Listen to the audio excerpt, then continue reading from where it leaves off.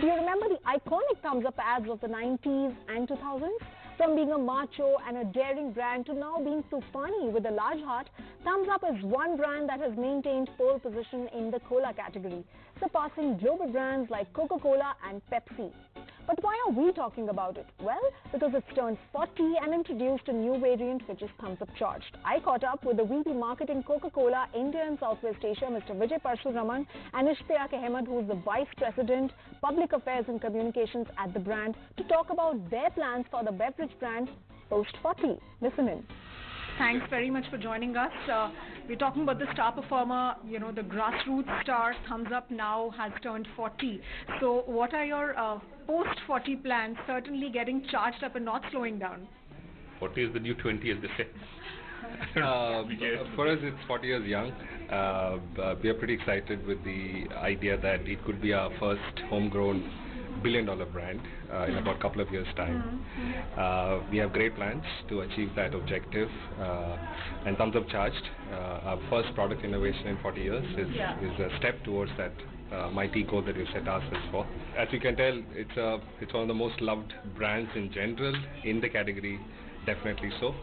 Our idea is to expand the brand into multiple products and also keep its edge as it climbs up the iconicity of masculinity as it has been in the last few years. So. Absolutely, and like you said that you're going to cross $1 billion in the next 2 years. So what do you think are going to be the contributing factors? One of the things is the fact that it's an enduring brand. Its lifespan of 40 years has always been one brand that everybody looks up to. There are die-hard loyalists for this brand. Our idea is to launch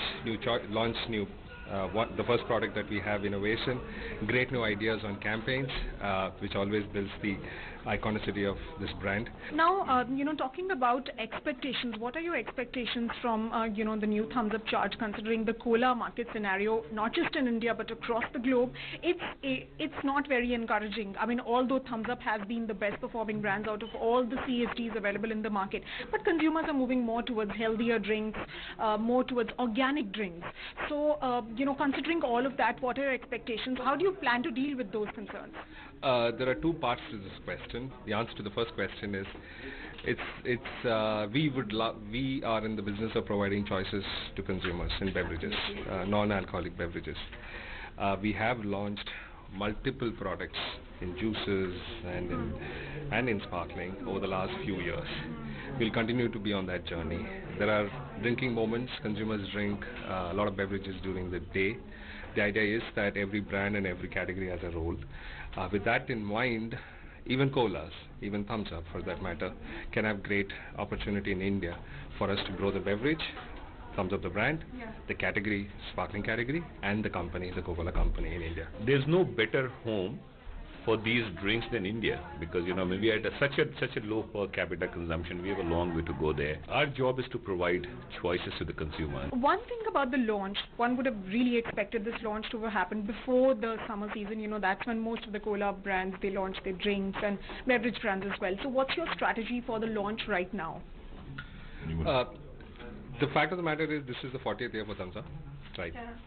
The second thing is, a brand like Thumbs Up is a national presence, right? A national presence, and in South, for example, like I mentioned, it has a year-round salience. So, yes, there are launches happening in summer, but for Thumbs Up, you could pick a month and it will still make a huge difference. And that's how we thought about this. Coca-Cola for the past 2-3 years has been expanding its portfolio into water-based drinks, energy drinks, milk, coconut water. What is your plan to deal with local beverages, because they are offering drinks at lower price points? And plus, experts in the field, they say that scaling up could be an issue for larger brands.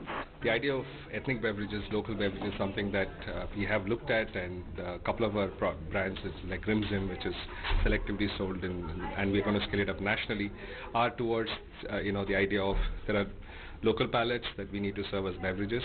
We are on that journey, and we'll continue to be on that journey as we expand the portfolio. And where do you expect growth to sort of come from all of these categories? We are here because we believe sparkling will grow.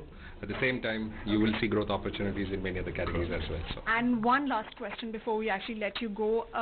Will it be right to say that GST is behind us? The impact of GST is...